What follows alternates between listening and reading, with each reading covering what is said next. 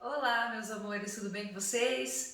Gente, então já que eu falei de China na outra aula, hoje a gente vai continuar ali nessa região asiática, né, nesse sudeste asiático ali, e vai falar um pouquinho sobre os famosos tigres asiáticos, tá bom? Então aqui, gente, é Coreia do Sul, Tailândia, Taiwan e toda aquela questão de grandes empresas, modernidade, né, cidades extremamente desenvolvidas, aqueles grandes prédios, aquela coisa maravilhosa.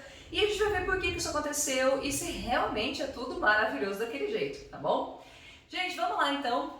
Bom, primeiro que é importante a gente lembrar que essa industrialização dos países asiáticos, né, esses chamados tigres asiáticos, é um tipo de industrialização que a gente também vai chamar de industrialização recente, assim como aconteceu no Brasil, né? Aqui no Brasil a gente chama de tardia, mas ele também é uma industrialização que só vai acontecer depois da Segunda Guerra Mundial. Mas eu vou mostrar para vocês, gente, que diferente do que aconteceu em praticamente toda a América Latina, né? Se eu pegar desde o México, depois aqui no Brasil, Argentina, Chile, a gente vai perceber que aqui nós tivemos algumas condições que são muito diferentes da industrialização da América Latina, e isso fez com que esse processo de industrialização desses países fosse completamente diferente e tivesse então sim uma modernidade maior do que se a gente compara com os nossos países aqui da nossa região, tá? Então nós vamos perceber que nós temos uma grande ação, claro, como sempre, dos países imperialistas, né? Você tem grande ação dos Estados Unidos e depois do Japão, que acaba tendo ali também uma interferência,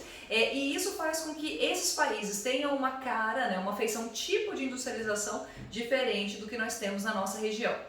Bom, primeiro, gente, eu coloquei aqui como tempo desse processo de industrialização entre 1950 e 70, porém a gente vai ter a formação de novos ou novíssimos tigres mais recentemente, na década de 90, tá? Mas eu coloquei principalmente nesse período como esse processo grande de fato, de grande transformação desses países, né, gente? Até porque pense que grande parte desses países eram países muito pobres, muito subdesenvolvidos, países, muitos deles foram invadidos pelo Japão. A Coreia, por exemplo, ela nem era dividida, depois que ela foi dividida, né, ela teve a Guerra da Coreia, mas eram países, gente, basicamente produtores de arroz. Você tinha uma população absolutamente ali só presa, né, dentro do setor primário, então só agricultura praticamente, ou pesca. Então países muito pobres, né, em condição de grande subdesenvolvimento, até talvez mais subdesenvolvido que se eu pensar no Brasil nessa mesma época, tá? E é até interessante a gente marcar isso. Quando começa esse processo de industrialização, nós vamos perceber que nós temos algumas coisas semelhantes ao Brasil e outras, gente, completamente diferentes, e isso é que vai marcar a industrialização desses tigres asiáticos, tá? Vamos começar primeiro com essa história de mercado externo. Olha só, quando a gente... Deixa eu só pegar uma caneta, só um minuto, gente. Tadã. Quando a gente pega o caso brasileiro, por exemplo, o caso brasileiro, nós tivemos um processo de industrialização, mas que visava muito o mercado interno, ou seja, a gente queria desenvolver o nosso mercado interno, o que significa que muitas das nossas mercadorias eram voltadas para o nosso consumidor, então para o próprio brasileiro. Então a gente não produzia produtos industrializados para vender para fora, mas sim para o nosso mercado interno. Isso é um problema sério, porque pensem que o nosso mercado interno, ele era um mercado que era pobre, ainda estava nesse processo de desenvolvimento, né, entre 60 e 70 ali, e era um mercado, gente, que digamos que não tem muito parâmetro de qualidade. Se eu vendo para o mercado externo não aceita qualquer coisa, tá? Eu não posso vender qualquer tipo de material para qualquer pessoa. Então o mercado externo, ele acaba sendo um pouco mais exigente, o que obriga essas empresas que vão surgindo nesses tigres asiáticos a terem já um tipo de mercadoria com uma qualidade muitas vezes superior ao de outros lugares, tá? Ou mesmo do caso brasileiro. Se a gente pensar em carro, por exemplo, tá? Acho que carro é um grande exemplo que nós temos aqui. Outra coisa é o capital que foi injetado, os investimentos, de onde vieram esses investimentos estrangeiros. Na América Latina, gente, o foco do desenvolvimento, quer dizer, quem mais injetava investimento aqui, quem mais trazia investimento para o Brasil, vai ser principalmente Estados Unidos. Lembra que a gente estava nessa área de influência dos Estados Unidos e um ou outro país europeu talvez, tá? Mas basicamente o grosso vão vir empresas americanas, então essa ação desse investimento estadunidense. No caso dos tigres asiáticos, a gente até tem sim a interferência dos Estados Unidos, mas depois, principalmente depois de 70, a gente vai ter muita presença do capital japonês, tá? Empresas japonesas ou investidores japoneses fazendo com que esse processo de industrialização nesses países fosse cada vez mais intenso. A gente vai ter incentivo fiscal. O que significa incentivo fiscal? Se uma multinacional vem para o meu país, eu vou ajudar ela, quer dizer, eu vou propiciar para que ela tenha facilidades para até, digamos que, atrair essas empresas. Então, que tipo de incentivo fiscal? Eu isento de imposto, eu ajudo de repente com terreno, né? Faço um terreno bem mais barato, eu não cobro determinados tipos de coisas, sei lá, eu não cobro água, eu não cobro energia elétrica, ou eu construo uma coisa especificamente para essas indústrias. Então, esses são incentivos fiscais que são dados para que as empresas então venham para o seu país. A gente começa aqui no Brasil, por exemplo, isso só começa a se fazer presente pós 1990. Mão de obra barata. Aí vocês vão me questionar, mas professora, o Brasil também tem uma mão de obra barata. E sim, tá, gente? Se alguém de vocês aí falar que não, que a nossa mão de obra é cara, isso é uma mentira que os neoliberais contaram para vocês, tá bom? Na realidade, a gente recebe muito menos do que outros trabalhadores, até perto aqui da América Latina, tá bom? O nosso salário mínimo é bem menor do que se comparar, inclusive, com países da América do Sul. Essa mão de obra barata que eu estou dizendo para vocês, sim, ela é realmente mais barata, tá? Então lá, se você vai nesses países do Sudeste Asiático, os trabalhadores eles são mais baratos, mas a grande diferença são trabalhadores que são qualificados. Esses países, gente, fizeram o que nós não fizemos, que é um investimento maciço, uma super infraestrutura no que refere à educação. Então a educação formal deles, né, se eu pegar o regime escolar deles, é muito maior, muito mais pesado, muito mais qualificador do que nós temos no Brasil. Então, ao mesmo tempo que você tem uma mão de obra que é barata, sim, mas é uma mão de obra, gente, extremamente qualificada, o que deixa o trabalhador brasileiro no chinelo, tá? Raras exceções. Às vezes, para o Brasil, ele tem a mesma qualificação, o cara tem que fazer graduação, e aqui, às vezes, o cara faz, sei lá, um ensino médio, que nem é esse o nome, mas ele já consegue, então, essa qualificação, tá? Então, essa é uma diferença brutal que a gente tem no Brasil. Outra coisa são leis mais frágeis. Que tipo de lei? A gente vai ter lei trabalhista muito mais frágil e a gente vai ter lei ambiental muito mais frágil. Aí talvez alguém me pergunte assim, Camila, então é bom, reforma trabalhista do ano passado, por exemplo, vai ser excelente. Ou a gente fazer leis ambientais menos rígidas vai ajudar então a gente a ter o processo de industrialização. Amores, se a gente tiver leis trabalhistas que são menos rígidas, se hoje a gente já vai ter, né, o burguês verdadeiro, não eu, tá? Eu sou burguês safada, mas os burgueses verdadeiros, dono mesmo dos meios de produção, se eles já hoje fazem uma exploração do trabalhador, gente, imagina sem lei, tá? Esses produtores, se eu pegar, por exemplo, os trabalhadores da Coreia do Sul, eu até recomendo que vocês deem uma pesquisadinha sobre esse assunto, vocês vão ver que esses trabalhadores, eles são extremamente estressados, são pessoas que trabalham horas muito maiores, trabalham muito mais do que a gente, eles ganham mais do que a gente também, mas eles trabalham muito mais do que a gente, e a gente tem um tipo de constituição que permite que o patrão mande você embora sob qualquer circunstância, o que faz com que você tenha uma concorrência entre os trabalhadores muito grandes. E eu estava vendo, por exemplo, não sei se foi um documentário que eu assisti ou uma reportagem que eu li, falando que os trabalhadores da Coreia do Sul, muitas vezes eles dormem no trabalho, literalmente. O cara não vai para casa, ele passa a semana inteira, ele leva tipo um colchonete, dorme no trabalho. Por quê? Porque se ele for para casa, qual é o risco de repente o patrão achar que ele não está produzindo a mesma coisa e mandar ele embora. E aí vem outro e pega o lugar dele. Então essa questão da lei trabalhista, ela fragiliza para as pessoas, tá bom? E vamos lembrar que aqui no Brasil a gente teve, né, uma reforma trabalhista que deixou essas leis trabalhistas muito mais permissivas, muito mais fáceis, e nem por isso aumentou o número de empregos no Brasil, tá, gente? Não aumentou o número de empregos, não veio mais indústria para o Brasil continua no buraquinho lá, tá bom? Então, quer dizer, esse tipo de coisa não garante nada. Infraestrutura. Gente, isso aqui é outro ponto-chave, tá? Eu diria para vocês que isso aqui foi um ponto-chave, essa questão aqui da mão de obra bem mais barata e a infraestrutura. Porque olha só, se aqui no Brasil a gente tem esse sistema, esse 3G nosso aí, né, essa internet, 4G, sei lá, mas, gente, é uma internet horrorosa, perto do que a gente tem nesses países sul-coreanos. E não só isso, sul-coreanos não, desculpa, do Sudeste Asiático. Se eu pegar praticamente toda a infraestrutura, cidades, elas são muito mais bem construídas, né? Pelo menos os centros. A gente vai ter não só internet, mas redes de transporte, redes de comunicação, energia, tá? Então toda uma infraestrutura que facilita sim para que atraia várias empresas, tá bom? Então esses são fatores determinantes e que ajudam sim a você ter uma modernização, eu não vou dizer desenvolvimento, mas sim uma modernização desses países, tá bom? Muito bem, e aí a gente vai ter 3 grupos de tigres asiáticos. A gente vai dizer que a gente tem os tigres que são os clássicos, que foram aqueles que se primeiro sofreram esse processo de industrialização. A gente vai ter os novos, que começam lá na década de 70, e a gente vai ter os novíssimos, que até está aumentando aqui, mas seguramente eu vou colocar só aqueles 2 ali, tá bom? Quais são os clássicos? Os clássicos, gente, vai ser Coreia do Sul, Taiwan, Singapura e Hong Kong. Mas eu vou chamar a atenção de vocês que não é à toa, tá? Lembra que eu falei que nós tivemos o investimento do capital japonês. Mas no caso dos tigres clássicos, gente, a gente vai ter muito investimento dos Estados Unidos. Mas por quê? Década de 50 era o quê? Fortíssimo ali, Guerra Fria. Um medo muito grande que você tivesse a expansão do comunismo nesses países. E a expansão do comunismo, gente, o medo dessa expansão não era à toa. Porque vamos lembrar que China já tinha sofrido 49, já tinha feito a sua revolução comunista.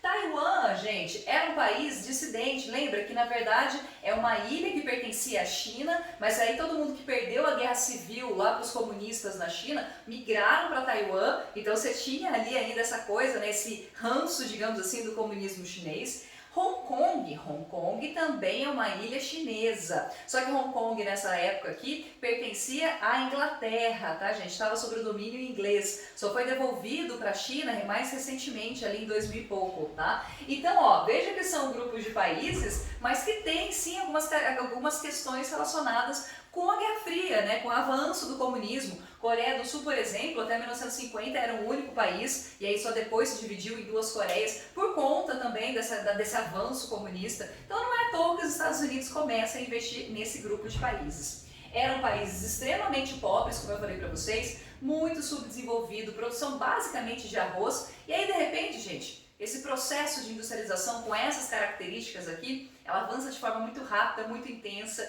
e esses países têm um crescimento gigante, né?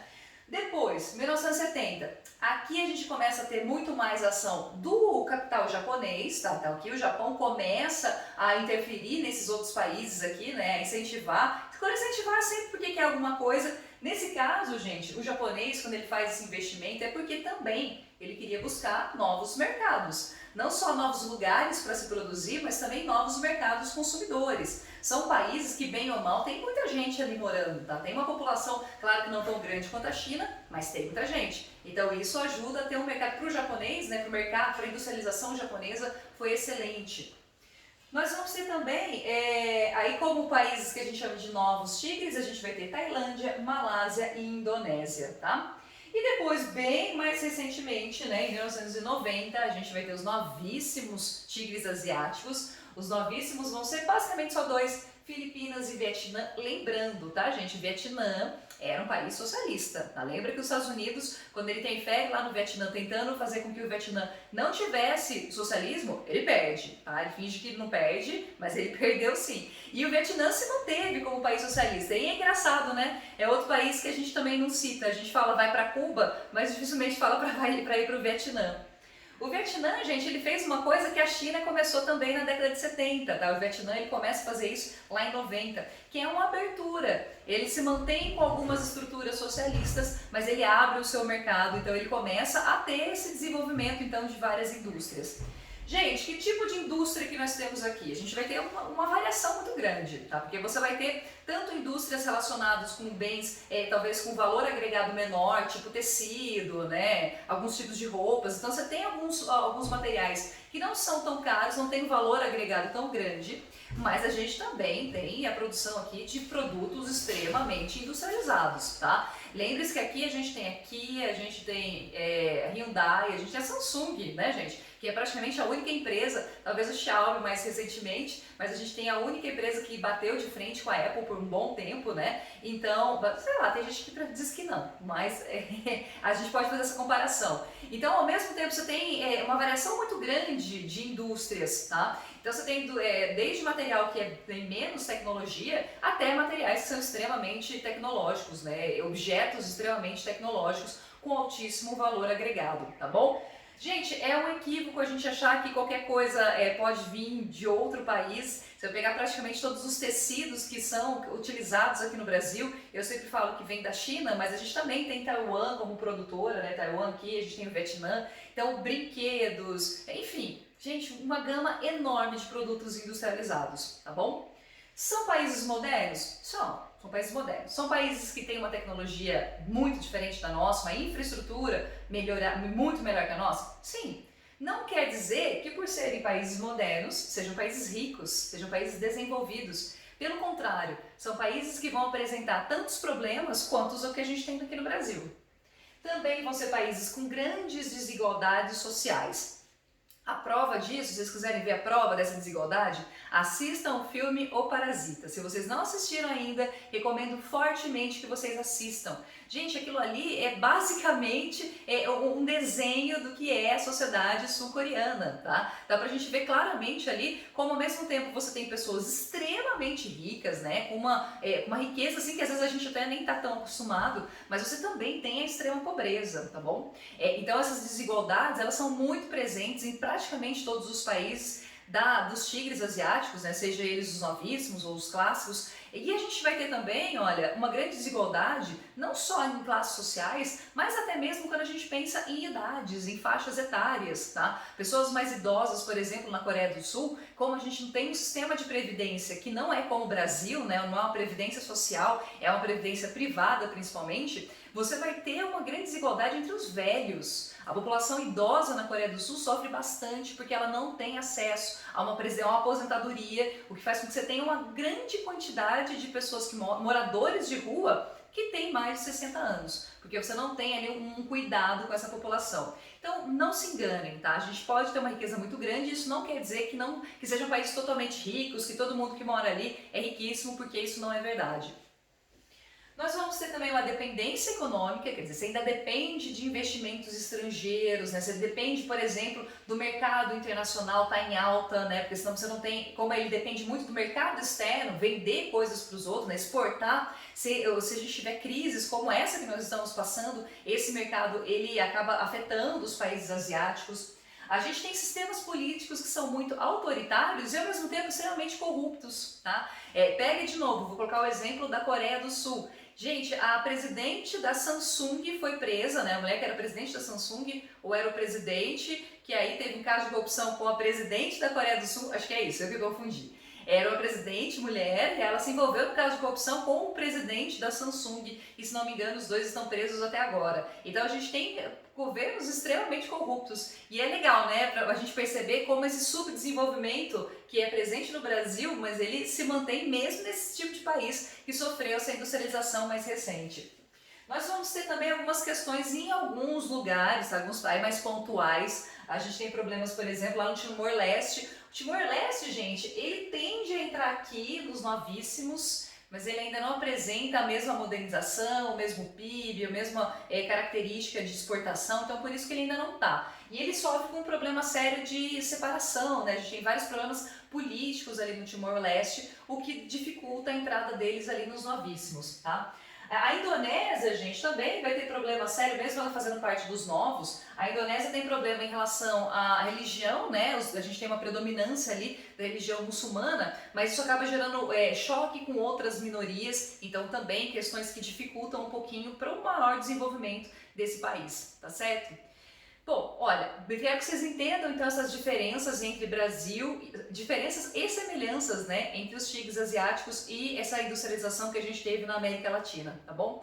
Gente, isso é tudo, espero que vocês tenham entendido, beijo pra vocês, fique com Deus aí e só pra lembrar, morrendo de saudade de todos vocês, tá bom? Outro beijo então, tchau, tchau, gente!